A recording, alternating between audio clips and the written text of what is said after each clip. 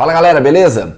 Em meio à pandemia de coronavírus e à necessária quarentena de todos nós, os canais esportivos e muitas entidades também internacionais têm transmitido, disponibilizado muitas partidas de antigamente, de Copa do Mundo, futebol brasileiro, futebol internacional.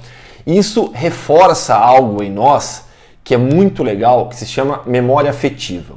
O que são memórias afetivas? São lembranças de momentos, de um objeto, de uma cor, de um cheiro, que nos remetem a uma situação de afeto.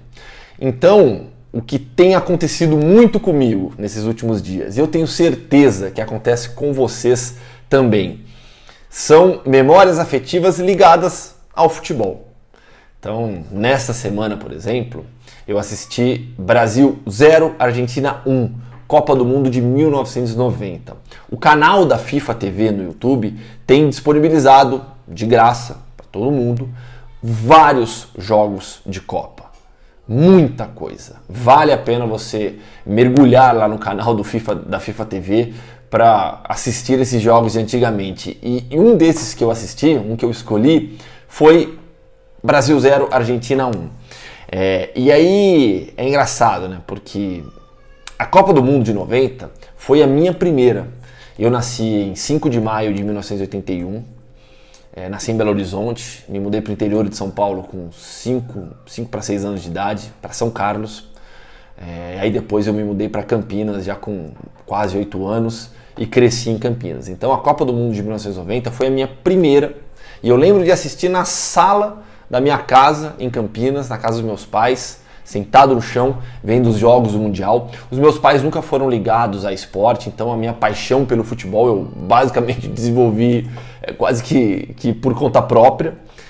Então a minha primeira Copa mesmo, que eu lembro, que eu tenho lembranças, é a de 90, na Itália.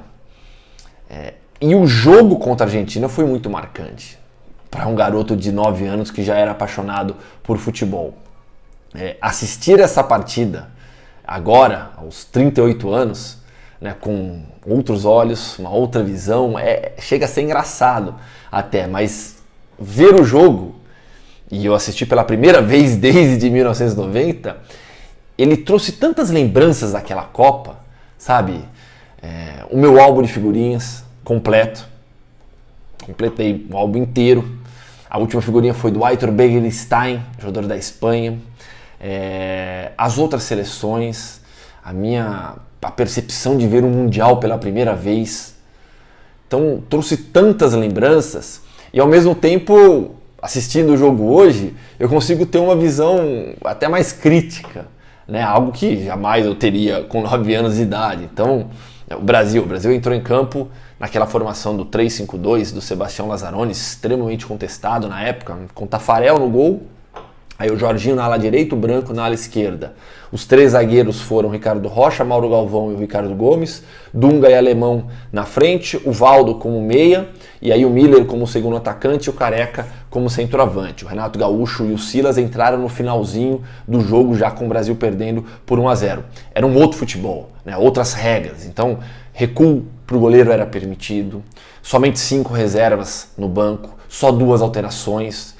Então eram outras regras, era uma dinâmica completamente diferente também. E é preciso contextualizar uma partida assim até para você conseguir analisar um pouco, né? Mas não que eu tenha assistido para ficar analisando o jogo, é que hoje para mim é inevitável quase. Eu vejo um jogo de futebol, eu já procuro a tática das duas equipes, tento entender a movimentação dos atletas, a função dos jogadores, aí eu assistindo esse jogo de novo, mesmo com tantas lembranças, né, uma memória afetiva tão forte, eu conseguia pegar algumas coisas, né? A Argentina também com linha de 5 defensores, 3 zagueiros, Basualdo e Olarticochea como os 2 alas. O Maradona tem uma função de liberdade total, então o Canidia era o atacante, o Maradona sem a bola se posicionava junto com o Canidia. A Argentina marcou super baixo o Brasil, deixou o Brasil trabalhar a bola no campo de defesa, mas quando entrava do meio campo para frente, a Argentina marcando muito forte. E o Maradona sendo esse segundo homem no ataque, tendo liberdade de movimentação. O Brasil era favorito, era um time melhor e foi superior à Argentina. Os primeiros 5 minutos desse jogo foram um massacre do Brasil. Careca perdeu um gol, o alemão teve 2 chances de fora da área, a Argentina não conseguia trocar mais que 3, 4 passes, e o primeiro tempo quase que inteiro foi de domínio da seleção brasileira, que mandou bola na trave, com Dunga também, perdeu outros gols. Só no finalzinho do primeiro tempo que a Argentina começa a reagir e equilibrar um pouco o jogo. No segundo tempo, o roteiro é de pressão do Brasil e contra-ataque da Argentina, já com o time argentino conseguindo criar algumas situações. E aí o gol sai de uma jogada em que o Brasil tinha a bola no campo de ataque, tem uma marcação de impedimento, a cobrança de falta acontece, a bola vai para os pés do Burruchaga, o Burruchaga acha o Maradona no meio campo, e aí tem toda aquela sequência de jogada do Maradona, driblando o alemão, superando o Dunga, e aí a falha na marcação do Brasil. Algo que eu só consigo ver hoje, não conseguia ver antigamente, né? O Ricardo Rocha sai para dar o combate, ele sai da direita para dar o combate no Maradona, deixa o buraco na defesa, o Mauro Galvão e o Ricardo Gomes não se atentam a esse buraco na defesa e o Maradona enfia a bola para o Canidia, que depois dribla o Tafarel e faz o gol. Mas muito além de análise tática, ficar falando sobre esses detalhes mais técnicos do jogo, acho que o bacana é essa memória afetiva, né? Então, estou aqui falando especificamente de Brasil e Argentina, mas, por exemplo, o canal da FIFA TV, no final de semana, vai transmitir Nigéria e Itália. Eu tô louco para ver esse jogo de novo, da Copa de 94, porque as minhas lembranças dessa seleção nigeriana são as melhores possíveis. De Yekini, Amokachi, Amonike, Sandro Olise no meio campo, J.J. Okocha, monstro, eu adorava o J.J. Okocha, então isso é bacana. E se a Copa de 90 foi a minha primeira, a Copa de 94 é a mais marcante na minha vida, né? Pelo título do Brasil, já por uma percepção melhor de futebol, então a Nigéria foi extremamente marcante, assim como a Bulgária, do Stoichkov, a Romênia, do Hagi, a Suécia, que era um time fortíssimo também, traz uma lembrança muito legal. Então, essa memória afetiva que esse momento está nos trazendo é bem legal, né? Em meio a tanta dificuldade que o mundo está passando diante dessa pandemia, né?